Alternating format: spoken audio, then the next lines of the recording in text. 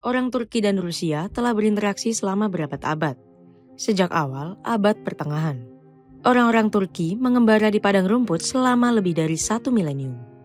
Orang Turki tiba di Anatolia pada abad ke-11 bersama Seljuk dan berperang melawan Kekaisaran Romawi Timur yang sekarat. Pada akhir abad ke-13, suku-suku Turki di wilayah itu bersatu di bawah bendera klan Ottoman. Setelah Konstantinopel direbut pada tahun 1453, peristiwa itu secara definitif mengakhiri lebih dari 2000 tahun sejarah Romawi. Kekaisaran Ottoman berkuasa atas celah antara Laut Hitam dan Mediterania sejak saat itu. Bagi Rusia, ini bertepatan dengan berakhirnya kekuasaan Mongol, tulis Ilyas Ben Abdel Jalil di laman The Collector. Di bawah bendera Pangeran Moskow, kerajaan Rusia mengakhiri dominasi Golden Horde Mongol selama berabad-abad. Era penaklukan di segala arah terjadi untuk mendapatkan lebih banyak perbatasan alami dan akses ke laut. Dari sinilah tercipta salah satu persaingan terbesar dalam sejarah ketika kepentingan dua kekuatan yang saling bertabrakan.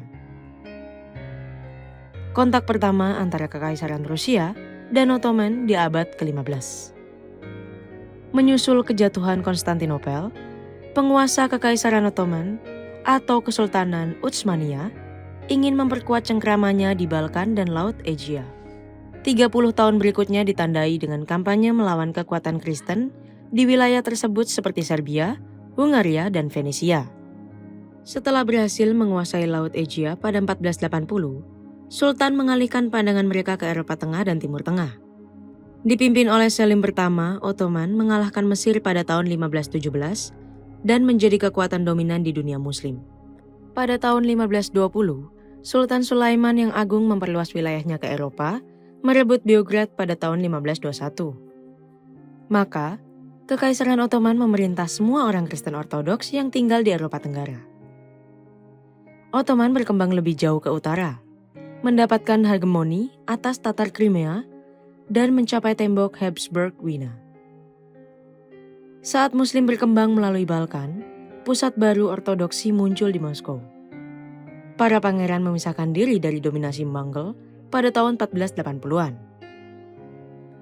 Pada masa Ivan keempat, Moskow berhasil menyatukan semua kerajaan Rusia di bawah benderanya. Kepemimpinan Ivan memungkinkan Rusia untuk memperluas di luar pegunungan Ural ke Kazan dan Astrakhan dan menuju Baltik. Ekspansionisme Ivan keempat ditandai dengan kebrutalan tertentu terhadap siapapun yang menghalangi jalannya. Kekejamannya tidak pandang bulu. Tambah Ben Abdel Jalil, Muslim Katolik dan bahkan sesama Kristen Ortodoks menjadi korban pembunuhan besar-besaran, deportasi, dan pembantaian. Saat populasi Turki di Kazan dan Astrakhan meninggalkan rumah mereka, berlindung di Kaukasus dan Anatolia.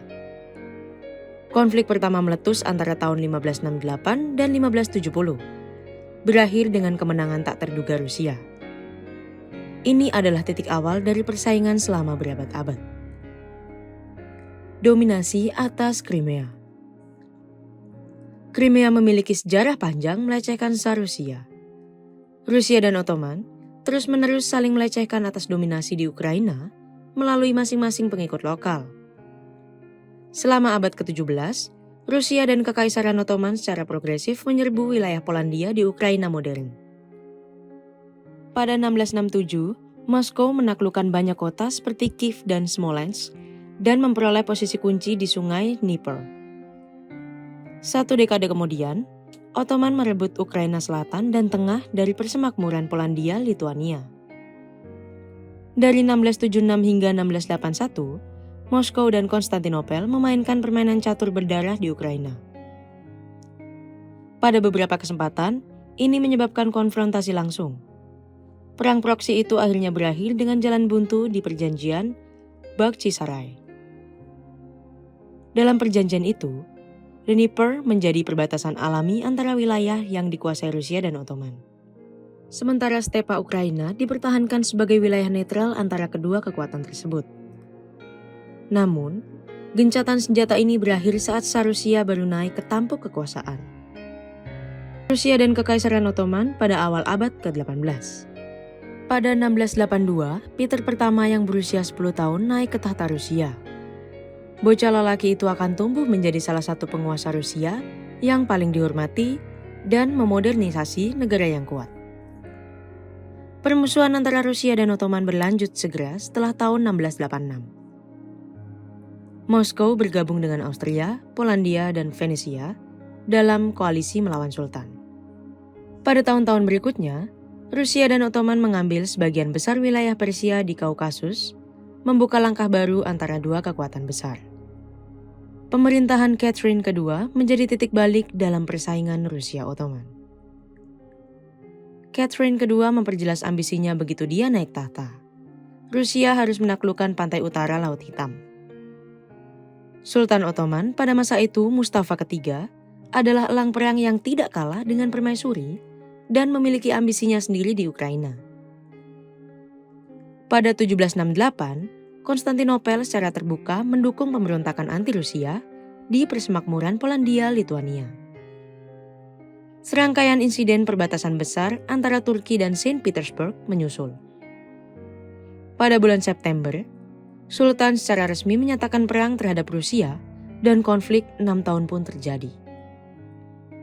Pada awal perang, gelombang tampaknya berpihak pada Ottoman. Ottoman memiliki pasukan yang lebih besar dan mendominasi lautan.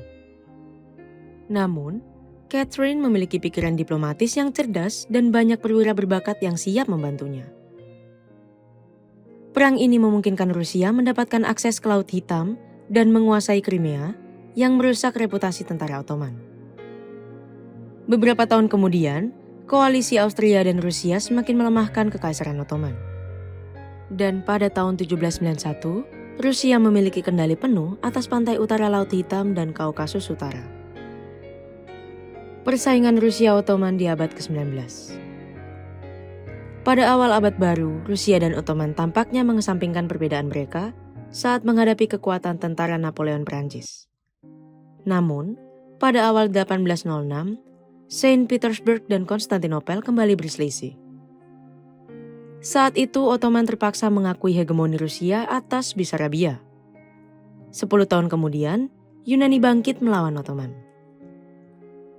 Koalisi internasional yang dipimpin oleh Inggris, Perancis, dan Rusia memaksa Ottoman untuk mengakui kemerdekaan Yunani. Sebagai buntut dari konflik ini, Rusia memperoleh akses ke pantai Laut Hitam. Tidak hanya itu, Rusia juga menjadi pelindung umat Kristen yang tinggal di Kekaisaran Ottoman, ujar Ben Abdel Jalil. Dominasi Rusia atas timur mengakibatkan monopoli ekspor biji-bijian yang sangat dibutuhkan di barat. Hal ini menyebabkan Perancis dan Inggris berpihak pada Ottoman selama Perang Crimea. Selama konflik ini, Rusia diusir dari Danube dan terjebak di Crimea. Konstantinopel berhasil mendapatkan kembali sebagian wilayahnya yang hilang di Balkan dan Kaukasus. Namun, ancaman Rusia masih membayangi Kekaisaran Ottoman yang menurun. Untuk menyelamatkan kekaisaran dari kemunduran, Sultan Abdulaziz Murad kelima dan Abdul Hamid kedua mendukung industrialisasi dan reformasi tentara. Mereka juga mengizinkan munculnya bentuk baru nasionalisme yang menyebabkan diskriminasi yang kuat terhadap penduduk non-Turki. Pada tahun 1870-an, Balkan memberontak. Pada tahun 1876, Rusia campur tangan di pihak pemberontak dan menghancurkan setiap pasukan Ottoman di jalurnya. Dalam hitungan bulan, pasukan Tsar sudah berada di ambang pintu Konstantinopel. Hanya ancaman intervensi Inggris yang menghentikan Rusia memberikan pukulan mematikan. Konsekuensi dari konflik ini adalah kemerdekaan Montenegro, Rumania, dan Bulgaria, dan memberikan Siprus ke Inggris Raya. Merasa dikhianati oleh London, Sultan berpaling ke Jerman. Tahap terakhir dari persaingan Rusia-Ottoman telah dimulai. Persaingan Rusia-Ottoman di awal abad ke-20. Saat ambisi Rusia di Balkan menjadi jelas, Kekaisaran Ottoman menemukan sekutu yang kuat di Jerman dan Austria-Hungaria. Konstantinopel sangat menyadari agenda Perancis dan Inggris di Afrika Utara dan Timur Tengah. Pada tahun 1900-an, Aljazair dan Tunisia sudah berada di tangan Perancis. Libya merdeka dalam segala hal kecuali nama. Selain itu, Jazirah Arab, Irak, dan Levant berada di ambang pemberontakan terbuka karena penduduk setempat tidak mempercayai perilaku nasionalis pemerintah pusat. Di sisi lain Laut Hitam, Rusia berada di jalur tabrakan langsung dengan Austria-Hungaria di atas Balkan. Pada saat yang sama, Tsar Nicholas II ingin berekspansi di Kaukasus dan mendapatkan bagiannya sendiri di Timur Tengah. Namun, kekuasaan Romanov semakin melemah setelah Perang Rusia-Jepang tahun 1905 dan revolusi yang terjadi kemudian. Pada bulan Juni 1914, Austria Archduke Franz Ferdinand dibunuh oleh seorang nasionalis Serbia. Yang terjadi selanjutnya adalah longsoran perang dan tragedi. Ben Abdel Jalil menambahkan lagi. Wina menyatakan perang terhadap Beograd, Rusia terhadap Austria-Hungaria, Berlin terhadap Saint Petersburg, dan Perancis terhadap Jerman. Pada bulan Oktober, demam perang mencapai Kekaisaran Ottoman, yang pada gilirannya menyatakan perang terhadap Entente. Pada tahun-tahun berikutnya, Rusia memimpin kampanye yang sukses di Kaukasus, mendorong sampai Anatolia Timur, dan menduduki Erzurum. Menurut perjanjian Sazanov-Paleolog dan Konstantinopel, Saint Petersburg hampir mendapatkan hadiah tertinggi, Konstantinopel serta kendali penuh atas Kaukasus. Namun sejarah kembali berputar. Kejatuhan kekaisaran, akhir persaingan antara Rusia dan Kekaisaran Ottoman. Pada bulan Februari 1917, sebuah revolusi meruntuhkan pemerintahan Tsar di Rusia. Sejak saat itu, tentara Rusia dikalahkan di setiap front. Di Anatolia, pasukan Ottoman mendapatkan kembali tanah yang hilang sampai ke Kaukasus Selatan. Selain itu, Rusia sangat terkejut dengan Revolusi Oktober, yang membuat kaum Bolshevik naik ke tampuk kekuasaan yang dipimpin oleh Vladimir Lenin. Pada bulan Maret 1918, Rusia menandatangani perjanjian damai Brest-Litovsk dengan blok sentral dan menyerahkan banyak wilayah. Kekaisaran Ottoman memperoleh keuntungan penting di Kaukasus Selatan, tetapi tidak menikmatinya dalam waktu lama.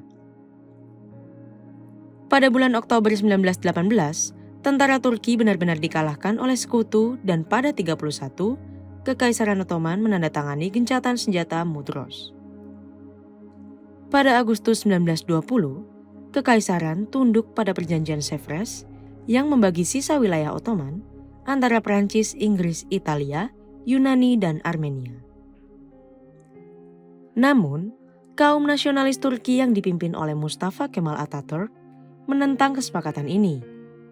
Mereka mengumumkan lahirnya Republik Turki yang merdeka dan mendorong semua tentara asing keluar dari negara tersebut.